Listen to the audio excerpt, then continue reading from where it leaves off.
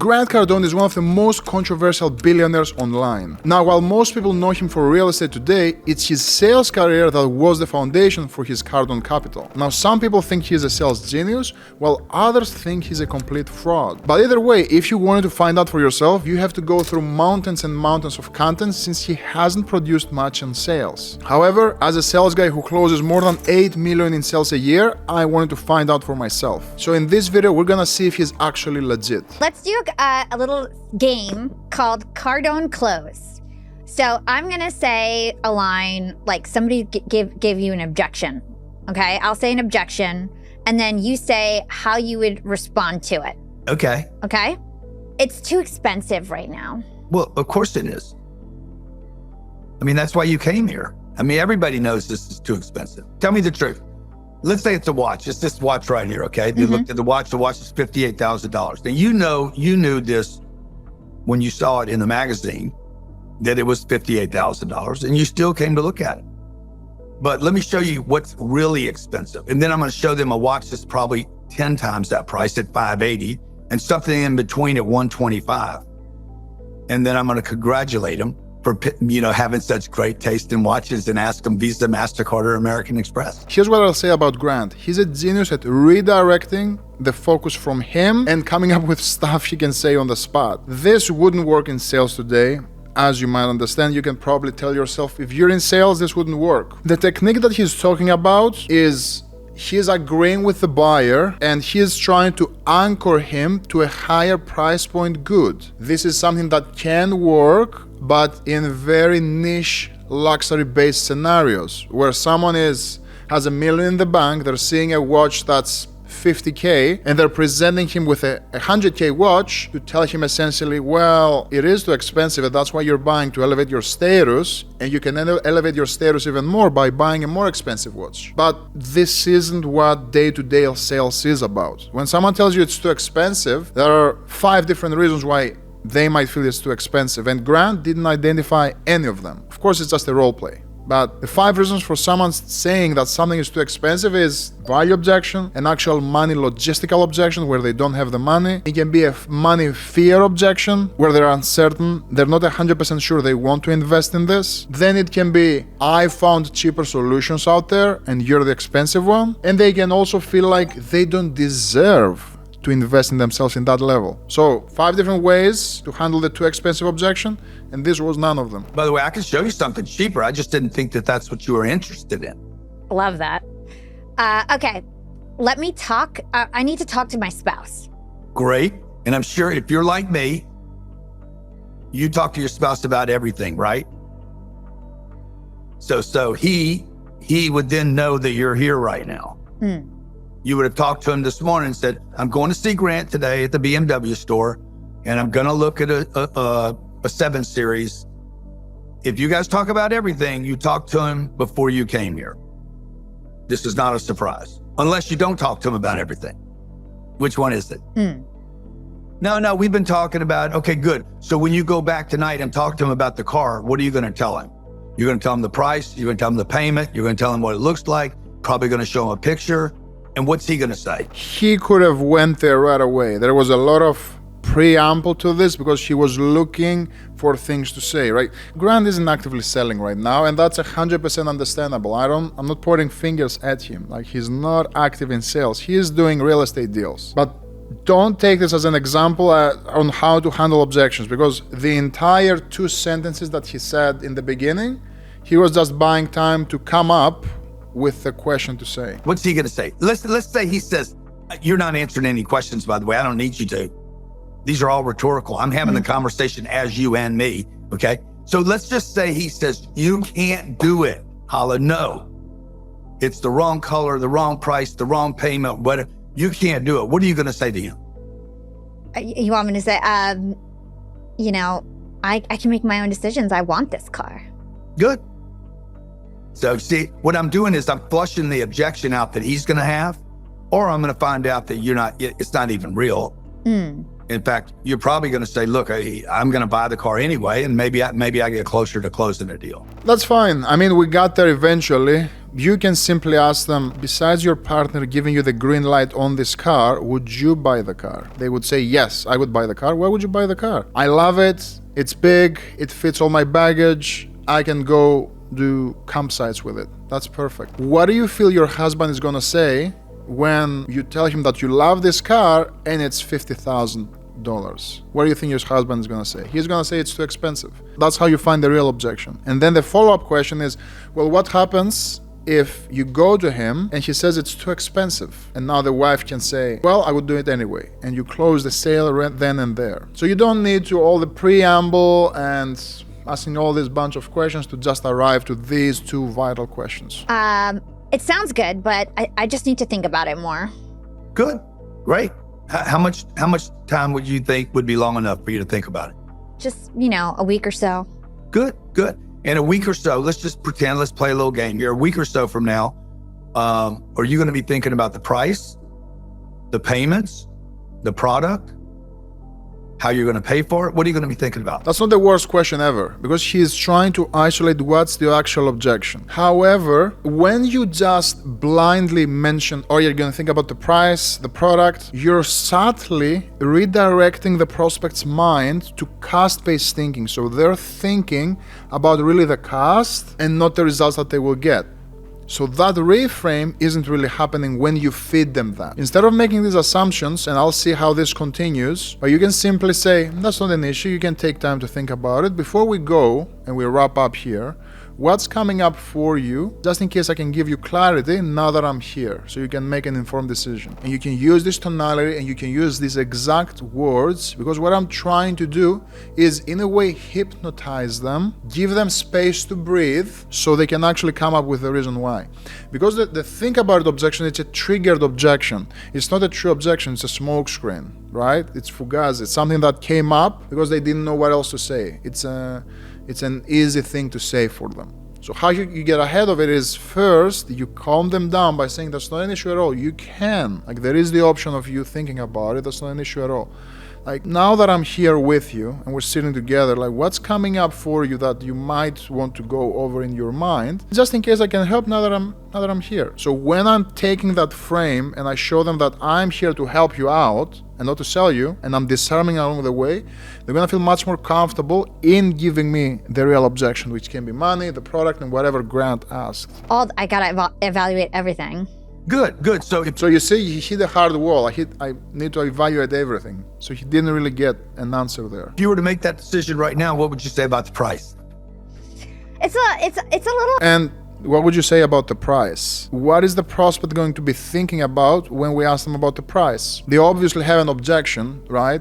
So here we're just reminding them that, yes, you have a problem with the price. If you want to go that direction, just be more direct, and you can just ask them, okay, that's not an issue, and I can understand that you want to evaluate all the different variables. If we put the money out of the equation, would you buy this? Would you invest in this so you can hit your goals? And that's how I am eliminating the money from their mind. I'm putting it to the side, and I'm getting them to sell themselves on what I have to say, instead of doing some mind fishing like Grant tries to do. A little high. It is. I agree with you. It's a little high, okay? But would that keep you from buying it? No, I can afford it. It's just a lot. Okay, good. I understand. So we have a typical uncertainty objection in this role play scenario.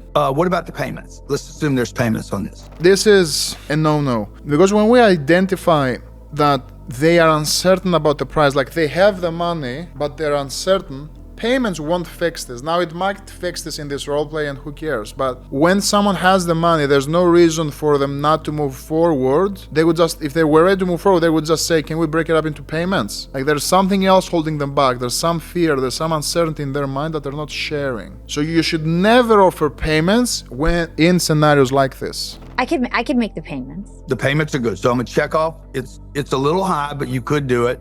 And the payments. And we're a week and a half from now. So it's not even something you're doing right now, okay? The product itself, does it solve your problems? Yeah.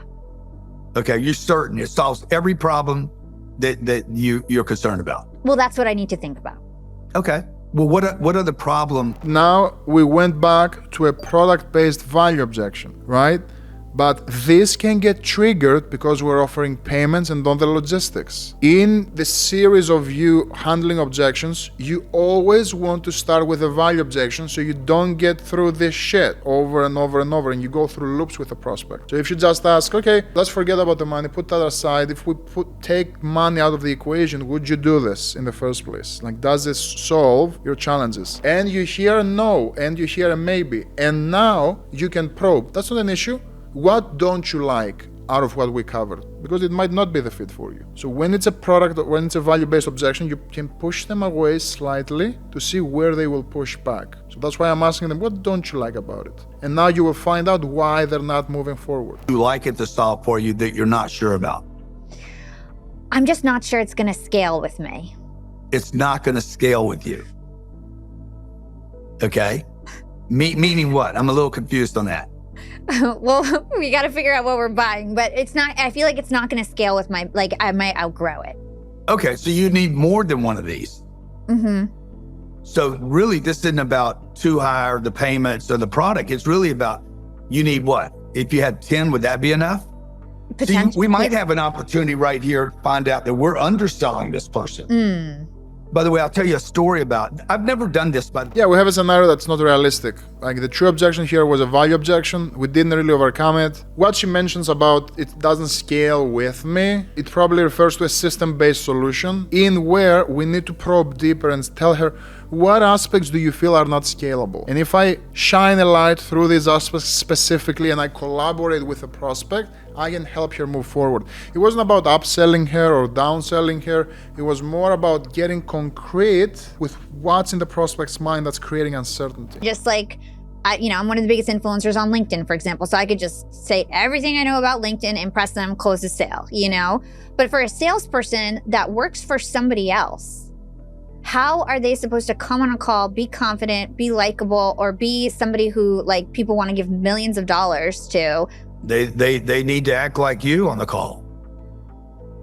If I was selling your product, I'd be like, Hala is the number one influencer on LinkedIn. She will never let you down. Her products will not let you down. I will not let her products and her let you down. Her strategies are proven, fortified, they work for everyone. And I personally promise you, this will be the best investment you will make. Now, never say that on a call, because in every single influencer sales call, this is the exact tape that they will all be playing. Who will say they're number 2? Who's going to say they're number 3? Who's not going to promise them they will get results? Like, this is stuff the prospect has heard over and over and over. The differentiator is put it back on them. Don't say, I am the best. You're going to say, well, a lot of people come to me for help, but what attracted your attention to me? Is it my honey brown eyes? Like, what got you on a sales call to begin with? And find out what resonated, and then help that bloom as a flower by asking what resonated. Why now? Why do you feel I'm the person? Like, why didn't you jump on a call with other influencers? If you did jump on a call, what prevents you from pulling the trigger with them? Like, these are the thoughts I need to help the prospect unearth so I can help them, see that I'm the one for them. The issue is whether you're going to sign up for 1 year, 2 years, or 3 years. It's not if you're going to sign up. All is a proven commodity. You're not, no offense. And I'm not. I'm just the conduit.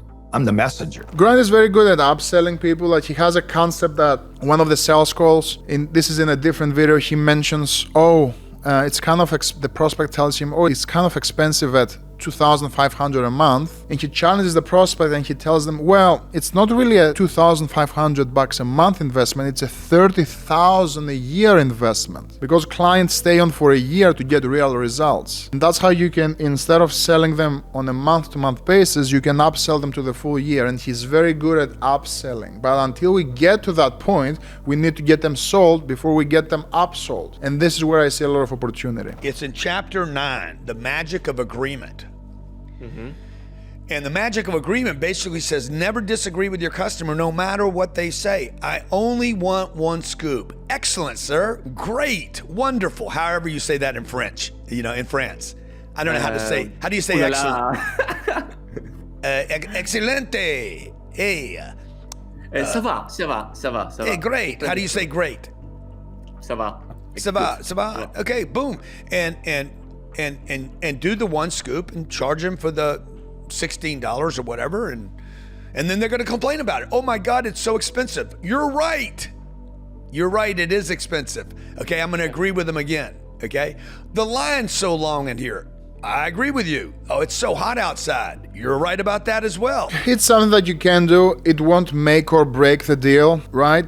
It can feel counterintuitive to do that because you're not arguing with a prospect, and you should never actively argue with a prospect, so you can agree. What I prefer to do, instead of being overly enthusiastic, oh, it's too expensive, I agree it's very expensive. Instead of doing that, which I find cheesy, what I do is instead very stoically, I say, that's fine, yeah.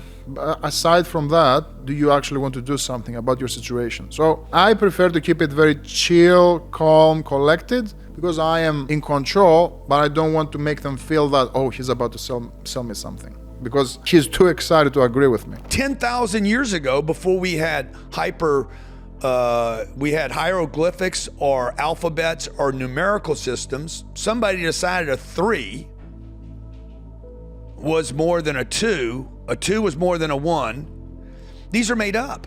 So when the buyer tells you, oh my God, it's too much, you guys got to understand, when the buyer tells you that, they're saying too much on something that was fabricated.